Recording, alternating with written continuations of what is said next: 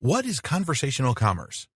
Conversational commerce was a term that was initially coined by Uber's Chris Messina. You might know Uber as the taxi company that has absolutely exploded in the last decade, to the point that it has completely disrupted its industry and even gotten some analysts and economists pretty worried. So this guy knows what he's talking about, and social messaging apps are clearly a big part of his strategy. So what does all this mean? How can you employ it in your own strategies? Essentially, conversational commerce describes the rapidly rising trend of interacting between businesses and clients and customers through social apps and tools. This includes custom apps, SMS, and even telepresence like Skype and Zoom.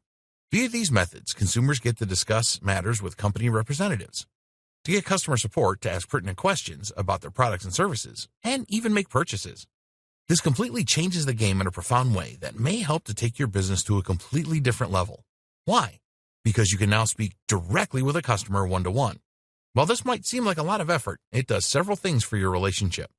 One, it reassures your customers and clients that your business is run by real people and that they will be able to get a hold of you. This is huge because it means that if someone were to have a problem with a product or service, they would be able to get in touch and get a useful response and hopefully have the issue resolved. This in turn creates a huge amount of additional trust in your business, meaning that they are far more likely to click buy and take a risk with their hard-earned cash. 2, it creates a sense of gratitude and obligation. Most of us are fairly humble. While there are certainly some entitled individuals out there, and we will discuss how to deal with these types in future videos, most people actually don't expect to get an answer from a big organization or company. We tend to think of professional organizations as being somehow more important than us, and as such, we are shy about asking for advice.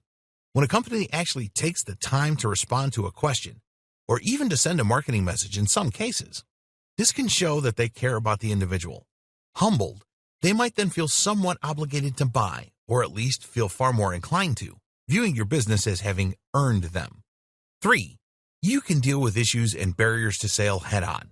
A barrier to sale is anything that prevents a customer from wanting to do business with you. So, for example, if someone were unsure which product out of a selection was right for them, then they might choose not to buy.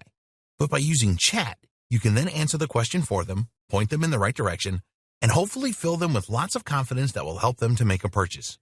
You can even get the process started. That is to say, you can help someone begin filling out a form or even talk them through the checkout process. The answer to that question is X. Product Y should be able to help you with that. Would you like me to add it to your cart? This can drastically increase your conversion rate while also serving the client and giving them a good experience. 4, you can get feedback and very useful information. A very strong example might be to ask, I see you were looking at product X but didn't buy. What could I do to change your mind? This can go as far as to convert an otherwise lost customer into a buyer.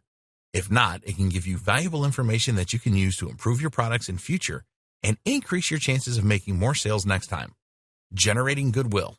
Another fantastic benefit of using conversational commerce is that it allows you to generate goodwill. One of the secrets to success in business is to over-deliver. That's to do more than you promise and more than you have to, and thereby to pleasantly surprise the customer. People love being surprised in this manner. To do this, you can try messaging someone to wish them happy birthday, to thank them for buying from you, or to check if they have access to everything that they need or thank them for signing up to the site. Make this a personal message, and they will likely be extremely touched that you took the time out. I still remember as a child once signing up to a newsletter for a game I liked, Abe's Odyssey, and then getting a card from the company on my birthday. This was huge for me as a young fan. While this might be impossible for some businesses to replicate owing to financial and time constraints, it's certainly not impossible to consider sending a Facebook message, and people will really appreciate that and remember your business as a result. How to reach out. Of course, the problem with conversational commerce is starting that conversation in a way that doesn't upset or insult the user. Drop-off rates are huge when companies start sending unsolicited messages, and this is something that companies should think hard about. The good news is that there are plenty of ways to safely start this kind of conversation. One is to wait for the individual to contact you through your Facebook page or your website. A chatbot on your website can also help you do this.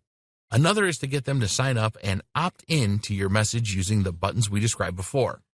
You can also wait for them to contact you and then message them back. Another great strategy is to respond to a message that someone leaves on your wall, but privately. All these things work, and we'll discuss them in future videos.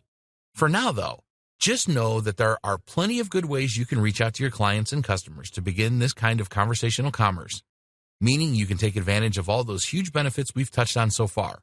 Or you could start selling directly.